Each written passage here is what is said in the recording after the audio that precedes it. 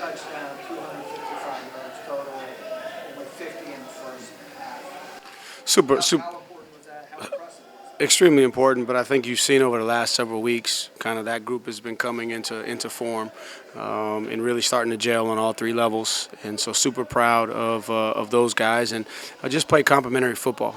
Which help the offense to be able to go out and know that they don't have to be perfect, right? That they got their brothers on the other side of the ball that are going to be there with them and play complementary football. We knew coming in that we hadn't seen really anybody get to the quarterback, right? Their offensive line and their scheme had done a really, really good job. But we felt like we had to stop the run first and foremost. I think we know how great 10 is, the quarterback, and very experienced offensive line. But I thought what really made them go was their ability to stay ahead of the chains and run the football, which allowed them to be, deadly RPO-wise, allowed them to have the play action stuff. And so I thought they did a really good job from a staff standpoint, putting together a good plan. And then the guys, man, they owned it, and they went out and they executed. Yeah, you think the stop and the score right to start the third quarter. How crucial was that to kind of open up the game? So I think when we talk about the middle eight, that's what we talk about. So those 3 points right there at the end of the half were huge. We were hoping that it was 7, but we said we got to come away with points, right? So that put us up. I think that put us up 10 right there. And then we talked about when we came in at halftime. I said, hey, we're not talking about going out and playing the next 30 minutes. I'm focusing on the next 4 minutes, right? Winning that second half of the middle eight, starting with a defensive stop, special teams maintaining field position, and then offense going and scoring. And I think right there that kind of let them know that we're not letting up, and that it was going to be a 4-quarter game, and then we were able to kind of from there progress. And there was a little bit of a lull right there in the fourth quarter, but I thought they turned it back on and finished the right way. This is the first $500 offense game since the December game. First drive, they stayed on the field for 5 minutes. How much was that, getting that rhythm and then kind of taking that over to the offense? Yeah, so it was huge to be able to establish the run, and then it was good for the quarterback because he was able to extend some third downs and get us out of some tough situations, and it just breeds confidence, right? And so then the defense goes out and they do their job, and then you get another opportunity to go back out there. So it was huge to get off to a fast start. That's what we talk about all the time, and that's part of our plan to win is a fast start, win the middle eight, and then dominate the fourth. What was this week like with Chandler, just getting him to the point where Yeah. he's cleared and able to come back out there, and then to see him go out there, probably have one of his better games? Right.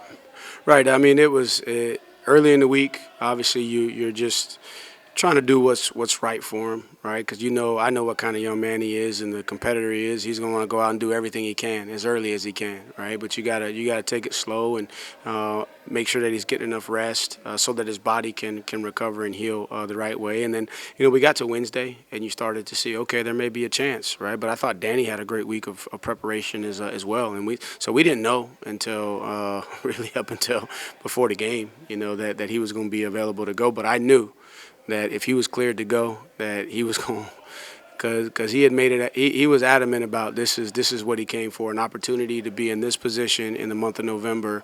Basically with kind of a win and stay alive, type of mentality as it relates to the race for Charlotte. Tony, you said Tuesday at your press conference that in mid-November, especially coming off a setback, teams need to find something deep in another year. Did they find it? I felt like this was probably the most complete game, that we've played in all three phases, and that's really what you're talking about, is being able to show up in all three phases and play complementary football. And I think you saw just what I've been able to see, and it's hard. And that's what I told them. I said, fellas, I recognize it. I've seen it. I've seen it in you, and I'm telling you, you got it.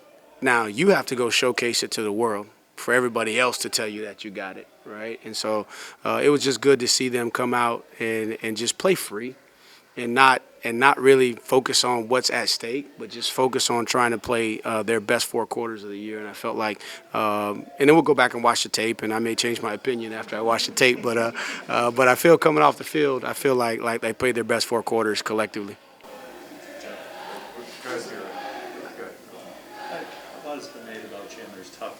I guess just today and kind of add another mark to that? I mean, you know, he went out and and he ran the ball when he needed to. He checked us in and out of the plays. He extended some third downs. Man, you saw his fire and his leadership on the sideline with his guys. I'm just glad everybody else is seeing, you know, what I've always known about him in terms of the warrior mentality that he has. This was the first time that you hit the 2-minute timeout in the fourth quarter, knowing you had the game in hand since the Stanford game 8 weeks ago.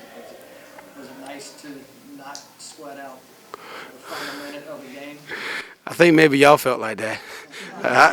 I didn't. I mean, and I had to apologize. I think I was talking to Jay a second ago on the radio. I said, please don't go back and watch the TV copy because I was pretty animated there in the fourth quarter. I was pretty hot because I felt like, man, there was a second where we just relaxed for a millisecond, right, which created opportunity for them, right, to put up 14 points, you know, on us. And I'm like, man, I wanna finish because again. And I was telling this to Sage, and we were sitting on the field, and he said it too. He's like, "Man, we relaxed." I said, "Yes, you got to realize we haven't been here before, right? This is a team and a program that hasn't been kind of in this situation, and we got to teach, and I got to teach, and so I didn't feel like that. I mean, because for me, it's all the way until it's all zeros on the clock. Because football is a crazy game. The ball can bounce anyway. So I didn't feel that, to be honest with you. I know the scoreboard and all that did, but I really wanted to challenge the team to take another step, right, to just finish. No relaxing on the sideline because, again, and that's how football works. You relax for one play, and it could change the entire game. The second Bedford field goal pushed it back Yeah, out to 17. At that point, that's pretty big, isn't it? I mean, it is, but you saw how quickly they scored 14 points, right? They scored 14 really, really quick. So, and maybe that is a fair question because you're right. But for me, I felt like it was a teaching moment to try and teach everybody, coaches, players, do not relax. Like, because, and that's what my message was. It's like, it's not for now, it's really for later, right? And what we're trying to get accomplished, right? And we can't allow ourselves to have those moments where we relax a little bit. What is there to say about the trenches on offense and defense? You pick up a sack, you have 4 sacks on the defensive side of the ball. Yeah, I mean that group. Man, I was a little nervous coming in with Duke's defensive front, and you saw they were disruptive at times in the run game. They forced us to flush the pocket, but they had one of the highest pressure rates or times to pressure in the country, and really it's just a testament to what those guys up front have shown when they're on, right, and they're playing, you know, clean football with great communication. You can come out of a game without getting your quarterback, you know, hit much and no sacks. And then on the other side, man, we see it every day in practice, right? And I know they get frustrated, and I go in there and I encourage Dez at times. I encourage the other offensive coaches because I went against it for 9-10 years versus Brent Venables every day in practice where, man, he's always trying something new. He's always got some type of funky package, but it makes us better. And I think that's what you're seeing is that the fact that we get tested in practice has us better prepared for the games and the opponents that we see. Coach, 7 straight quarters, UVA has not allowed an offensive touchdown up until the fourth quarter tonight. What testament does that give to John Rudzinski and this defensive coaching?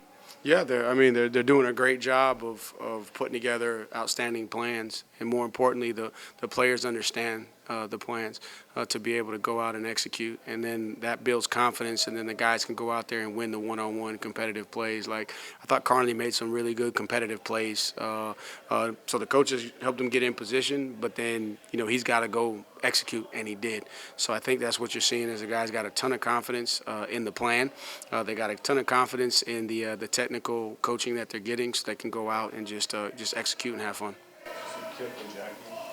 Yeah, Tony, you talked about the defensive effort, all accomplished really without Cam Robinson, one of your biggest big play guys. What's his status? Yep. What does it say about your defense that they stepped up without him? Yeah, I mean, one is status-wise, he came back in for one play. The initial thought was, or after they went and did scans, so they went and got an X-ray, everything was clean. Thought it was maybe a bruise to maybe the nerve, and then he tried to go back in and wasn't able to play full speed, so shut him down. Then Landon, I think, went out and led us in tackles, filling in for him. And Landon played started 3 games for us, right? So depth-wise, it just goes to show, and then the belief that the next man just has to be ready. And I think it's also a credit too to the rotation we've been able to establish throughout the course of these last several weeks of being able to play both Landon and Marcellus and bring James and Cam off the field to catch their breath and not miss a beat. Two more, Jackie, Trell Harris, he had 161 yards. Yep. He was 77 yards after the catch. Mhm. How big was he, and how much have you seen him grow since Yep. coming back? Huge, and where you're seeing him grow is in that area after the catch. Man, he's making those catches over the middle with confidence, and then able to put his foot in the ground and then use his natural ability, and then he runs tough, and then you can move him around in different spots to be able to try and get the ball to him. So just super happy for him, because I know that how frustrating and hard it was last year to miss time and then to come back and.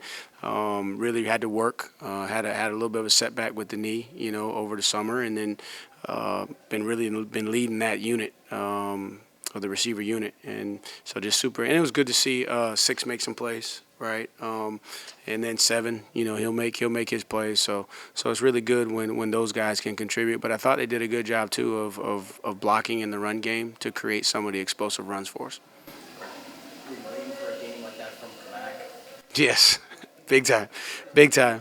Really happy for Fish, because man, he's been close and he's been working hard, and that's what I told him. I said, man, you gotta play with your length, right? And then that's going to be able to give you the ability to get off of blocks and go get that quarterback. So man, super happy for him, and everybody in that locker room was super happy for him, because they know how committed he is to this team, how unselfish he is, and how hard he's been working to have a game like that.